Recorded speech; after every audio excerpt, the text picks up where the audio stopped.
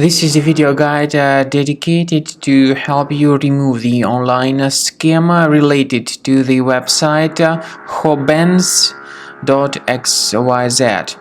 Hobens.xyz is a malicious site that attacks Google Chrome and other browsers. It displays pretty scary alerts which try to make people download and install certain potentially unwanted applications. If you ever see these deceptive pop-ups, don't trust them and don't interact with these fake alerts.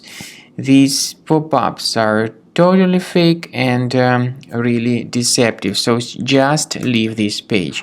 Also, we recommend you to research your system with the help of Combo Cleaner antivirus, which you may get on the page combocleaner.com.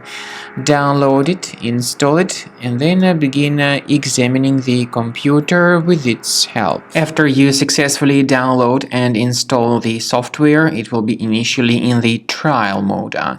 In the trial mode, only quick scan option is available so far. You need to click on Start Scan button, and most likely the program should first of all update its anti-malware database, which is of course definitely essential for proper detection and removal of any malware, ransomware, adware, or other types of computer infections.